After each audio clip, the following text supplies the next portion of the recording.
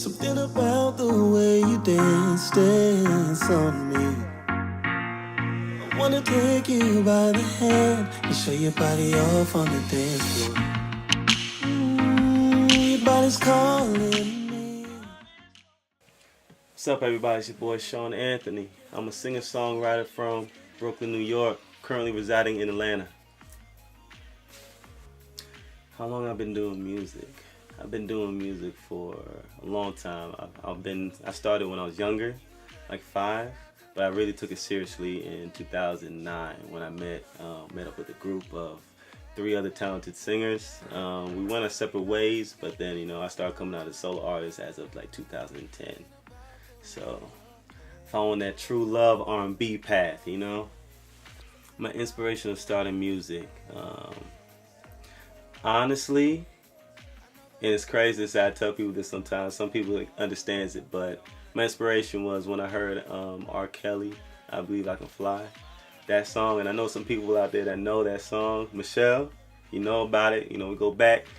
She knows, but that song was the song that made me, really want to pursue music and really want to start singing. You gotta believe in yourself if you want to fly. So, if I found my voice, and when did I find it? Honestly, I still think I'm looking for my voice. Some people say, can never compare me to someone else, which is always great, but I feel like there's a lot of development that I can do as a singer, and I'm still working hard to do that. And with the team, hopefully they'll push me to go to farther lengths, get stronger, get better, get clearer, and give me a sound that only suits me. So I'm still looking for this sound, just like how I'm looking for my girl, you know what I'm saying? Searching.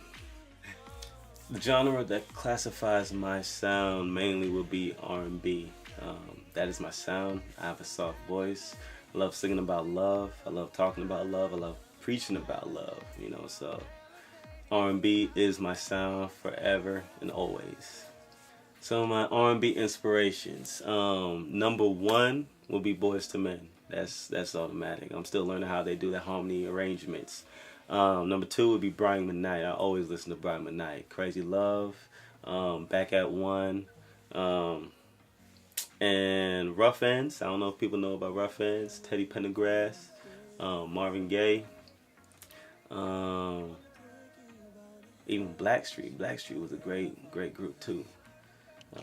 I want to say those are like my R&B inspirations and sounds that I liked. A little bit about the project to simplify it. Basically, one day I was hearing some music on the radio. Never really listened to the radio, and I heard some like upbeat kind of sounds. So I basically hit up my guy in New York, telling him that I wanted like an upbeat, up-tempo kind of Caribbean sound. And I mean, this dude is crazy. Steph, shout out to you, bro.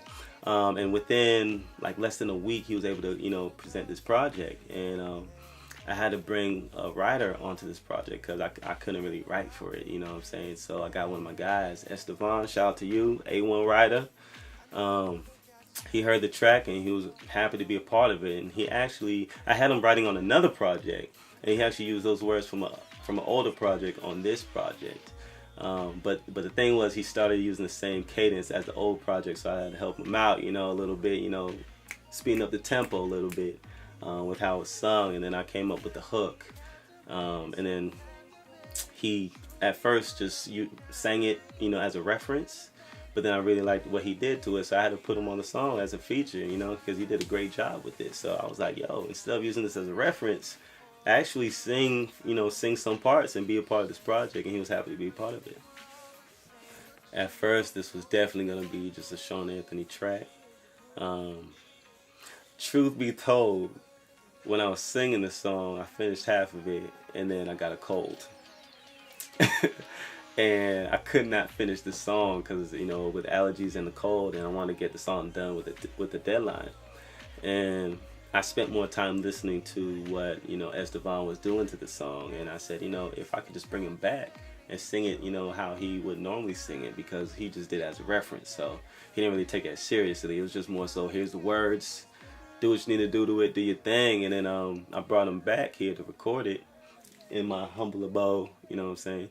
and he did a great job singing it. And I was like, yo, I mean, it works. It clashed well. People loved his voice. I say he sounds like The Weeknd, you know, but it was supposed to be a Sean Anthony, but it turned to Sean Anthony and Estevan. All right, so the song name actually started out being Beautiful. And actually, Estevan actually said, yo, let's name it Captivated. But how this song came about was because I gave Red, or Estevan, we call him Red, I gave him kind of the concept. And when me and my guy went to Louisiana, saw this beautiful chick. You know, I'm not going to name her out, you know, because she was slick wasted. But beautiful. Like, you know when you see a beautiful girl and you don't even want to talk to her because it's just pointless? That's how it was. I didn't even talk to her, but me and my boy, we got wasted in the corner by ourselves doing the thing, and then she came up to us talking, and she was actually mad cool, mad humble. But like how the first line, something about the way you dance. I basically saw her dancing. She was very captivating, and she was very beautiful. So I basically gave him the concept from how we were in Louisiana, Mardi Gras, and he just ran with that. You know what I'm saying? And was there any hiccups? There was definitely some hiccups, actually. Because we started recording the song, honestly, in 2016, we actually started creating the song. And as you see, it just got finished. When I wanted Estevan to be a part of the track, he wasn't able to come out, you know, during, you know, he had some situations going on that kind of prohibited the song to, you know, continue. So I actually tried to find other singers to be a part of the track. But honestly, at the end of the day, I didn't really like any of the other singers. Not saying they weren't good; they were actually great singers, phenomenal singers. I mean, they can blow me out the water sometimes. But it just wasn't a great fit for the song. And I love how Estevan brought, you know, what sound he brought to the song. So I basically waited 2 years for him to finally get back on the song and finish it, you know. And he knows how, like, I was texting him every day, like, bro, come on, like, your situation done yet? Like, I want to finish this song, you know. But I'm glad that I was able to finish it. He loved it, and we got to work. 2 years later, did I ever feel like giving up on the track within the 2 year? At one point, I did. I wasn't finding the sounds, and the main person I wanted on the song, he basically gave up on music itself. So when he basically told me that, I just didn't know where to go. So I just put it on the side, working on, you know, newer tracks and older tracks, finishing on the older tracks. And one day he came back and said, yo, you know, if I really want to do this, you know what I'm saying, I just got to do it, you know, no matter what's going on in my life. I got to look at it as, you know, God wanted me to, you know, continue doing this, you know, moving this direction. So luckily he came back to me and said, you know, let's finish the song. But it was probably not going to get done if he didn't come back on it. Remix or part 2? Thing is, I don't know. I don't see a remix or a part 2. I would prefer, you know, someone else out there in the world to create something. Create your own remix, you know, create your own part 2, and definitely share it with me. You know, I want to see it. But for me, as of now, I think the project is done. I'm gonna work on other sounds kind of like it with different material, different vibes.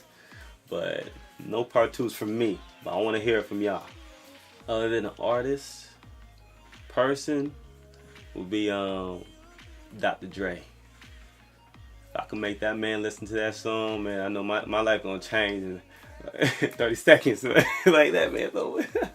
But just for, you know, he was, you know, he was doing music, you know, with NWA for a long time. You know, as a producer, he could hear the music and all the sounds, and, you know, definitely give great advice in terms of what I could have done better, how I could have executed the song better. But I would definitely give that baby to Dr. Dre, man. In and out of music, 3 goals.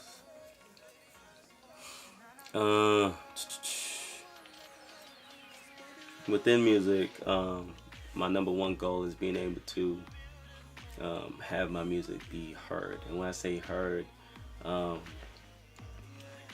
heard to people that really want to listen. You know, I don't really care too much about having the world hear it. if I'm able to change one heart, you know what I'm saying, I would feel like my job is done, you know.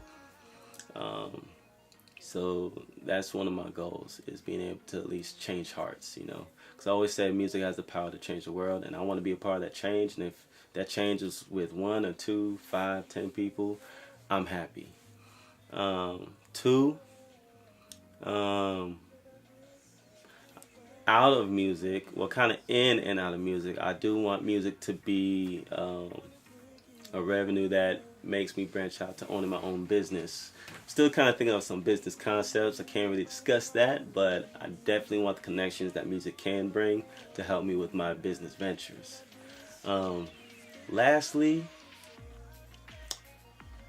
I want to be able to, you know, if I could get off this 9 to 5 and, you know, be able to live off of music, I mean, that would be my third goal. If I could just, you know, do what I love every day, wake up doing what I love every day, I would be happy. You know, if I could get my dad the Jaguar that he always wanted, I'll be happy. You know, my mom, whatever she wanted, she don't want a lot. She'll get me broke, but if I could just fund some of her stuff, I'll be happy too. What advice I would give as an upcoming artist, you know, some of the best advice that I got was to, you know, to keep going. And what I encourage other people to do is stay consistent. Mainly, I would also say this: get a team. You know, start building your team, because, you know, everyone that made it in the industry never did it by themselves, and it does get overwhelming. And sometimes you need that team to, you know, kind of push you in the right direction and keep your head leveled and keep you motivated and keep you going, because their energy also gives you energy, and of course the energy that you give off gives them more energy. So consistency, and if you love it, keep going. Don't stop what you love, no matter what, man. This 9 to 5, just use that for the money, you know, just to get the money so that you can fund your career. But keep going. If you feel like people aren't listening to you, maybe you just have to go a different route, or talk to different people to learn different things. But don't stop. You know what I'm saying? Eventually, your stuff will get heard. Eventually, people will gravitate towards you. And just, you know, stay humble, and always walk with God first. That's what I always tell people, always walk with God. So, working with the left hand, you know, we're expecting to have an EP dropped by the end of the year, with visuals to match with those. That's the goal. So we're gonna have a six song cover, one cover EP, with visuals to match it. So December 31st is deadline. We're gonna try to have it before then, but 12/31. What's up, everyone? Just wrapped up this great interview session with my guy Cola with @Cola Productions. Many more things to come. Remember, my name is Sean Anthony. Song Captivated is going to be dropping soon. I have another song called I Should Have Loved. That's going to be coming out before Captivated with visuals. Hope you guys check that out. Just want to finish off by saying, you know, thank you for everyone that is and has been supporting me so far. And if you're going to be a new fan, I want you, you know, to be a part of this journey with me as I grow. And stay blessed. Much love to you. Baby, you're beautiful. Baby, you're beautiful. You're beautiful. You got me captivated, so captivating. You're truly one of a kind. Elevating, so elevating. Tell me how you got me this high.